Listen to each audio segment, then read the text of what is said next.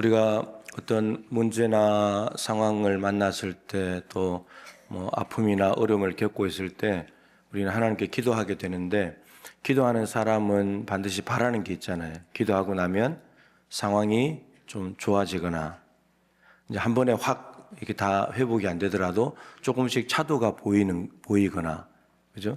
병이 조금 이렇게 호전이 되거나, 문제가 조금씩 풀리기 시작하거나, 이걸 기대를 하잖아요. 그러다가 마침내 문제도 다 해결되고 상황도 다 종료가 되고 또 병이 낫기도 하고, 그걸 기대를 하잖아요, 기도하는 사람은.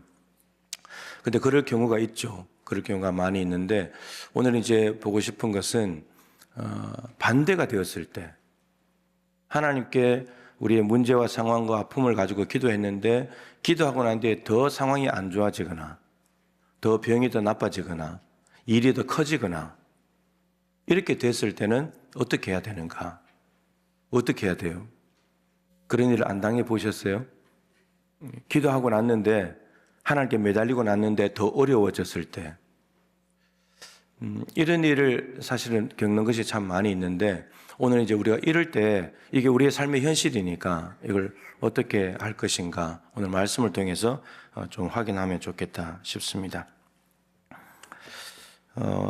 이 마가복음 오늘 이제 볼 텐데, 마가복음의 특징 중에 하나는 샌드위치 구조를 많이 가지고 있습니다. 하나의 이야기가 진행이 되다가 갑자기 다른 이야기가 끼어들고, 그러다 그 이야기가 끝나면 앞의 이야기가 다시 연결이 되면서 이제 이야기가 마무리되는 그런 구조를 가지고 있는데, 이 샌드위치 구조는 안에 있는 것과 밖에 있는 하나의 이야기가, 이 두 이야기가 연결이 됩니다. 연관이 있어요.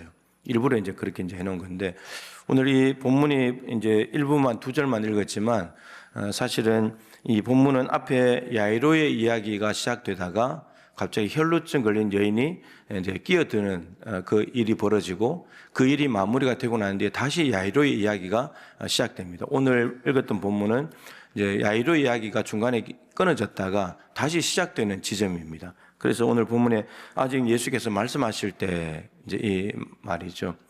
그 혈루증 걸린 여인에게 말씀하고 있을 때 야이로의 집에서 사람들이 왔습니다. 이제 또 다시 야이로의 이야기가 연결이 되는 거죠. 그래서 이 두 이야기는 연관이 있어요. 그래서 이 두 이야기를 잘 살펴볼 필요가 있습니다. 야이로가 자기 딸이 이제 위독합니다. 12살 됐는데 무슨 이유인지는 모르지만 하여튼 위독한 상황이 되어서 예수님께 왔습니다. 회당장은 회당을 책임지는 사람이죠. 지위가 높은 사람인데, 그 회당장이 와서 예수님 발 앞에 엎드렸습니다. 이건 완전히 최대한 겸손인 거죠. 완전히 납작 엎드려가지고 예수님 오셔서 우리 딸이 지금 위독한데 오셔서 손을 얹어서 구원을 받아 살게 해주십시오, 요청을 했습니다. 근데 예수님은 요 한마디를 딱 들으시고 야이로의 집으로 가십니다. 그러니까 가서 딸을 해결해 주시겠다, 이제 이런 거죠. 근데 가다가 아시는 대로 혈루증 걸린 여인이 이제 끼어듭니다. 이게 이제 예수님과 무리들이 야이로의 집으로 가고 있는 상황이었는데, 이 혈루증 걸린 여인이 예수님 뒤에 몰래 와서 옷자락에 손을 댄 거죠. 이 혈루증 걸린 여인은 아시는 대로 12년 동안을 병을 앓았습니다. 야이로에 따른 12살, 혈루증 걸린 여인은 12년 동안 병을 앓았습니다. 12년 동안 병을 앓으면서 온갖 병원을 다 찾아다니지 않았겠습니까? 찾아가서 이 혈루증이 하혈을 하는 병인데 율법으로 보면 부정한 병이고, 그래서 용하다는 병원을 찾아가서 다 검사를 받고 진료를 받았지만 나아지지 않는 거예요. 그러다가 오늘 일제 나왔지만 본문 앞에 보면 더 심해졌대요. 질병이 더 심해지고 12년 동안 병원을 쫓아다녔으니까 1년에 한 군데만 가도 12번 아닙니까? 1년에 2번 가면 24번이고 어마어마하게 병원을 쫓아다니고, 그러다가 병은 더 심해지고, 그러다가 돈도 다 써버리고, 이렇게 된 상황이죠. 그런데 예수님께서 지나가신다는 소문을 듣고는 이 여인은 생각했습니다. 내가 저 예수님의 뒤에 가서 옷자락에 손을 잡으면 분명히 내가 나을 거다, 이 생각을 하게 된 거죠.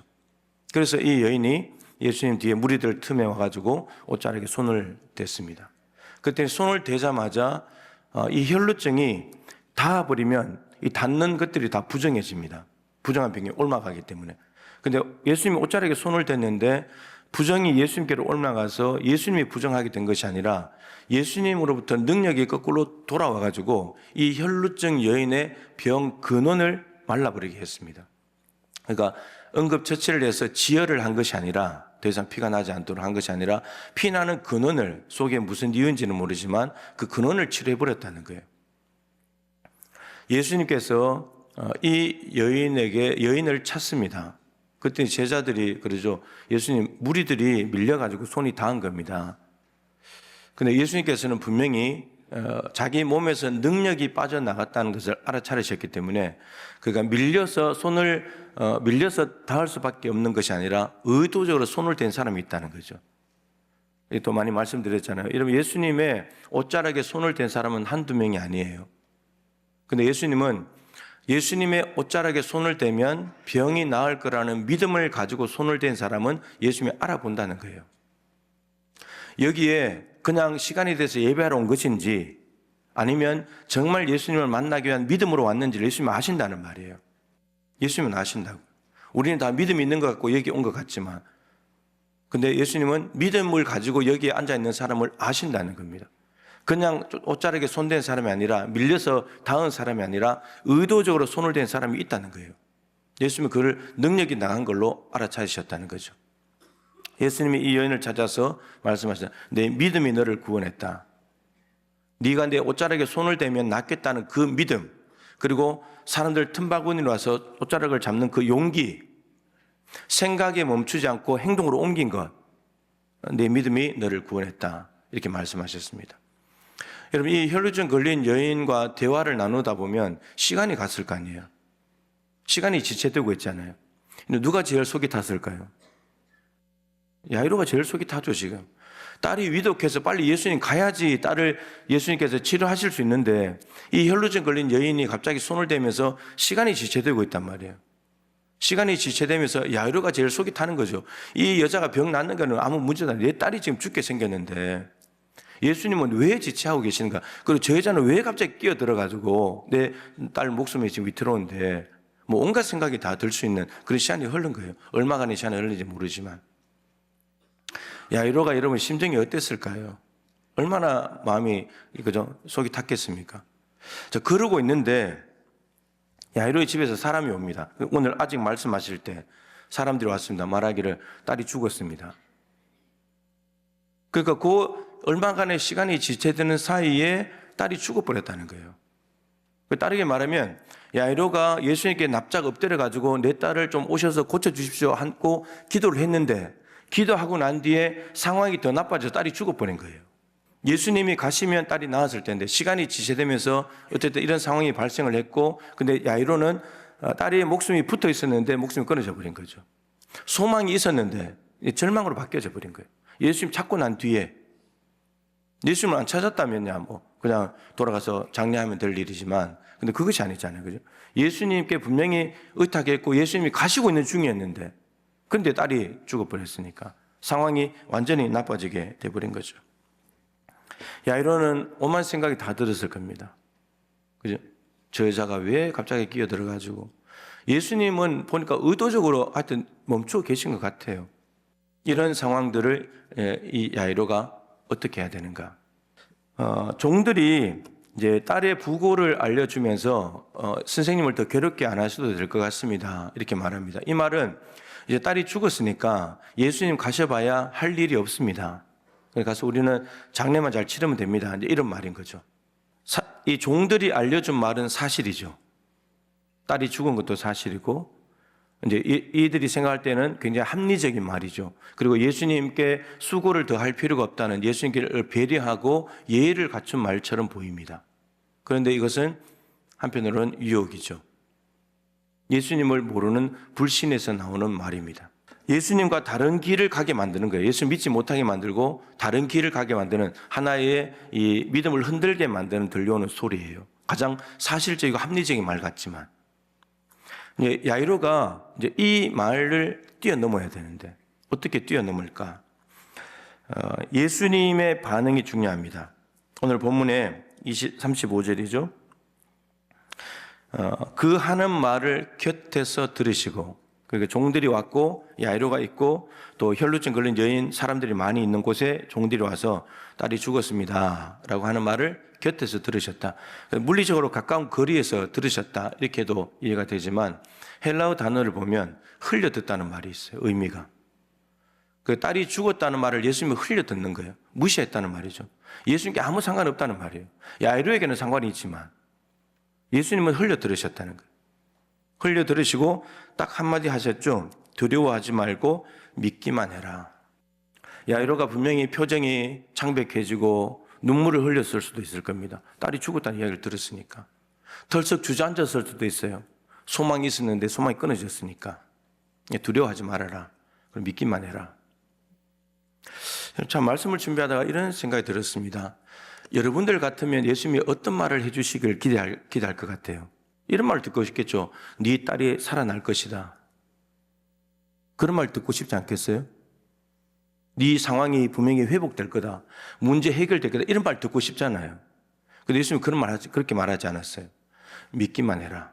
여러분, 딸이 살아날 것이다라고 말하면 믿을까요? 야이로의 집에 예수님이 가셨잖아요. 좀 건너뛰어서 가는데 야이로의 집에 갔을 때 조문객들이 와 있었어요. 뭐 딸 때문에 온 건 아니고 야이로 때문에 왔겠죠. 근데 그들이 울면서 슬퍼하고 있었어요. 그래서 예수님께서 말씀하셨죠. 죽은 것이 아니라 잔다. 울지 마라. 여러분, 그러면 그 말은 죽은 게 아니고 자면 깨우면 되겠네. 그러면 희망적인 말이잖아요. 근데 그 조문객들은 뭐라 그러냐면 비웃었어요. 죽은 게 뻔한데, 죽은 게 사실인데. 여러분, 살아날 것이다. 내가 가서 살려줄게. 이 말하면 우리는 금방 그 말을 덥석 붙들고 믿을 것 같잖아요. 믿지 않는다니까. 오히려 믿기만 해라. 믿음 하나면 충분하다. 내가 예수님이 가서 어떤 일이든지 하실 수 있는 분이라는 것, 그분이 우리에게 좋은 걸 주시는 분이라는 것을 예수님 자체를 믿는 게 훨씬 더 중요하다는 거예요. 우리는 말 한마디에 자꾸 이제 휘둘리거든요. 이것도 참 많이 말씀드렸지만 누가복음 22장에 31절 32절에 예수님께서 베드로에게 시몬아 시몬아 사단이 밀가부로 다르고 너를 요구했는데 이렇게 말씀해요. 내가 네 믿음이 떨어지지 않기를 기도했다. 여러분, 마귀의 공격을 당하는 제자들의 입장에서는 예수님이 이런 말 해주시면 좋겠잖아요. 마귀야 물러가. 건들지 마. 접근 금지. 이 말이 더 좋잖아요. 근데 예수님께서는 마귀를 물리치는 말씀을 하시는 것이 아니라 베드로야, 네 믿음이 지켜지면 돼. 네 믿음이 뒤로 떨어지거나 물러가지 않으면 된단다. 네 믿음을 지키면 내가 없더라도 사탄이 언제 공격하더라도 네가 이길 수 있단다. 그러니까 마귀를 제압하는 방법을 가르쳐 주신 거죠. 제압시켜 주시고 편하게 살아갈 수 있도록 해 주신 것이 아니라 네가 마귀를 이기고 살아가야 한단다. 네 믿음이 중요하단다. 여기도 마찬가지예요. 야이로야, 너 믿음 하나면 충분해. 다른 거 생각하지 마. 믿음 하나면 충분해. 나를 믿어. 나를. 그리고 여러분, 이 믿기만 하라는 이 말씀은 무슨 말이냐면 네가 나한테 처음 와서 엎드려서 딸을 고쳐달라고 기도했던 그 믿음 있지. 그 믿음 유지하고 있어야 돼. 상황이 소망이 있었다가 절망으로 바뀌었다고 해서 네 믿음이 안 바뀌어야 돼. 상황이 절망으로 변했다고 해서 네 믿음도 변하면 안 돼. 나는 아무 문제 없어. 나는 그대로야. 아프나 죽으나 나한테는 아무 문제 될 것이 없고 나는 여전히 이 상황을 다 해결할 수 있단다. 이걸 믿으라고 하는 거예요. 이 믿음이 흔들리지 말라는 거예요. 여러분들 생각해 보면 어떻게 보면 여러분 어떤 문제를 가지고 처음 기도할 때하고 상황이 나빠졌을 때 기도하는 거하고 어떤 게 더 믿음이 강해요? 어떤 게 더 순수한 믿음이었을 것 같아요? 그럼 시작입니다. 시작할 때. 상황이 나빠지면 사실은 기도도 잘 안 하게 되고 기도를 멈추게 돼요. 기도가 안 되는가 보다 이거. 이렇게 되는 거죠. 여러분 처음 믿음이 가장 순수한 믿음이에요. 처음 사랑을 회복해라. 처음 사랑이 가장 순수한 사랑인 거예요. 나중에 변질되니까. 믿음도 변질되니까. 처음 순수한 믿음을 계속 유지해야 된다. 야이로야. 네가 믿음이 안 흔들리면 된다. 상황과 상관없이 믿음을 꼭 붙들고 있어야 된다. 나는 아무 상관이 없으니까. 여러분, 우리가 상황에 휘둘릴 때가 많습니다. 자, 예수님께서 이렇게 하십니다. 죽은 소녀를 향해서 가고 계세요. 여러분, 죽은 소녀를 향해서 가고 있다는 말은 아직 하실 일이 있다는 거죠.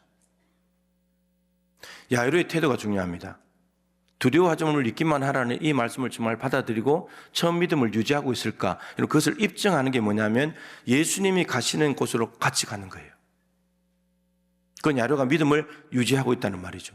만일에 믿음을 유지하지 못하고 있다면 야이로도 종들이 말한 것처럼 이렇게 말해야 돼요. 예수님, 종들의 말이 맞습니다. 더 집에 가셔도 하실 일이 없으니까 그만 돌아가십시오. 저는 가서 장례만 잘 치르겠습니다. 이렇게 나와야 되잖아요. 그런데 야이로는 예수님이 죽은 딸을 향해서 걸어가시는데 같이 걸어가요. 매우 중요합니다. 이게 야이로가 믿기만 하라 그 말씀을 듣고 믿음을 유지하고 있다는 증거예요. 여러분, 예수님과 같은 방향으로 가야 합니다.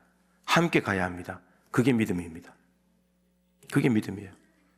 내가 볼 때는 죽음의 현장에 가서 하실 것이 없어 보여도 주님이 그곳을 향해서 가신다면 나도 가는 거예요. 그게 주님을 믿어드리는 거죠. 주님 그거 가셔도 소용없습니다. 그렇게 말하는 것은 불신앙이고, 예수님이 죽음을 향해서 가신다면 우리도 그걸 같이 따라서 동행하는 것이 그게 믿음 있는 사람의 모습이라는 거죠. 말씀 한마디가 야이로의 믿음을 유지시켜 주었습니다. 두려워하지 말고 믿기만 해라. 예수님이 야이로의 집에 가서 딸을 고쳤습니다. 여러분, 혈루증 걸린 여인이 끼어들지 않았더라면 시간 내에 딸에게 갔다면 딸은 치유를 받았겠죠. 아픈 데다가 치유를 받았겠죠. 그런데 시간이 지체되고 상황이 나빠지면서 불행이나 절망인 것처럼 보였지만 예수님은 그 딸을 부활시켰습니다. 치유가 아니고요, 부활. 죽음에서 건져내셨습니다. 그러니까 상황이 나빠지고 절망에 가까울수록 하나님의 능력은 더 커지는 거죠. 조그마한 웅덩이에 자빠진 데 일으키는 거하고 낭떠러지에 떨어지는데 건져내는 거하고는 다르지 않습니까? 그런데 우리는 낭떠러지로 가기 전에, 죽기 전에 뭔가 조치를 해주기를 바라시니까, 우리의 희망은. 그런데 예수님은 하여튼 드라마를 너무 좋아하시는지 드라마틱하게 항상 마지막까지 가세요.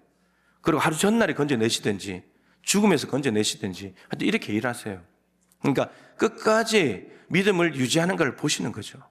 끝까지 네가 나를 믿냐, 이걸 보시는 거예요. 마가복음 구조가 샌드위치 구조로 되어 있고 이게 두 개 연결된다고 했잖아요. 이 두 이야기를 좀 연결해 볼 필요가 있어요. 혈루증 여인과 야이로의 딸 이야기는 차이점이 있고 공통점이 있어요.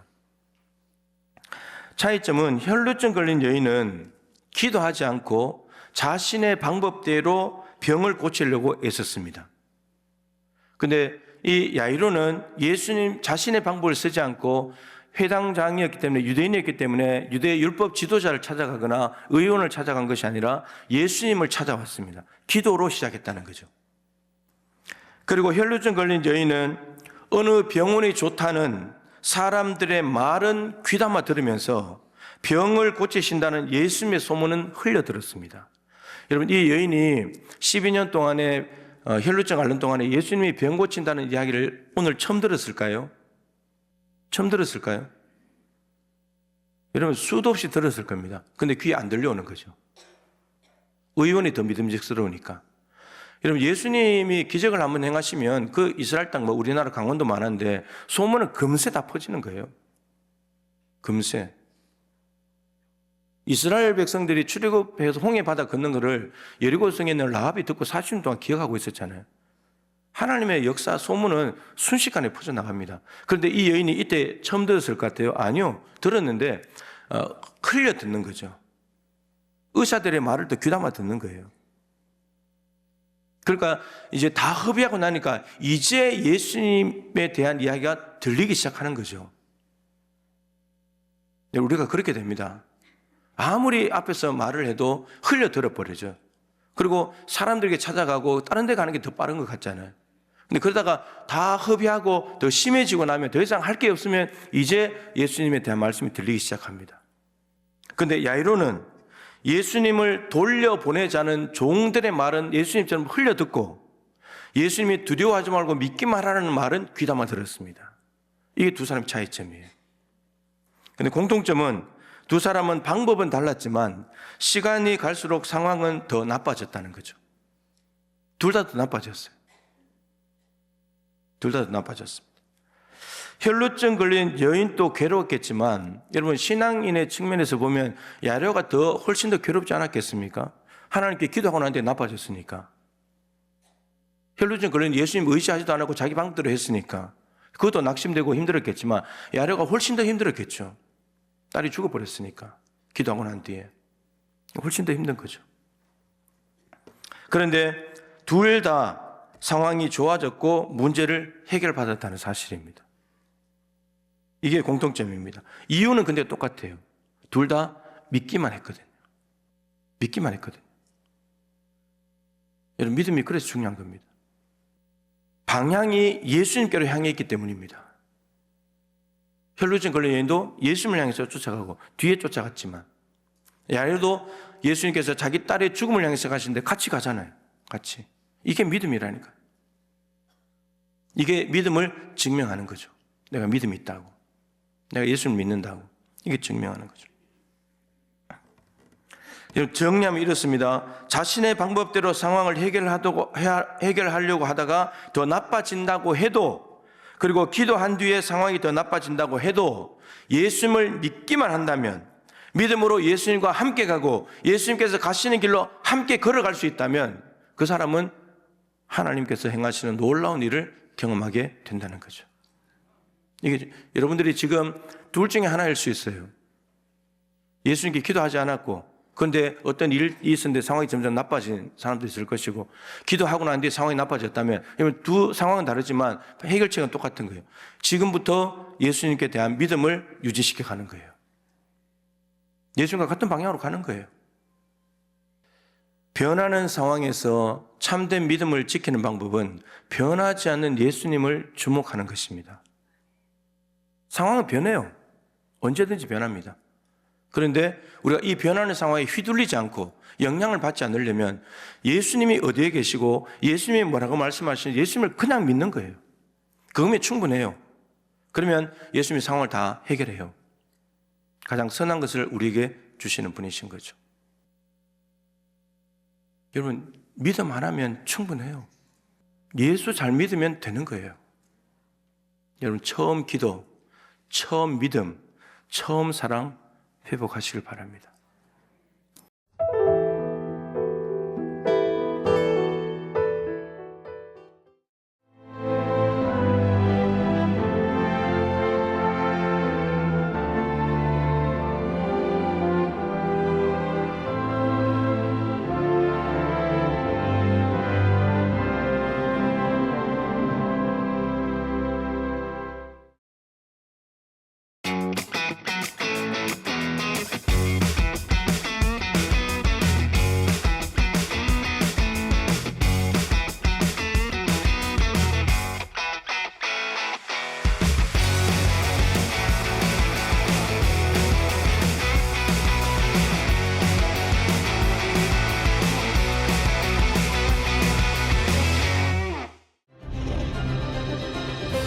기회는 준비된 도시를 선택합니다.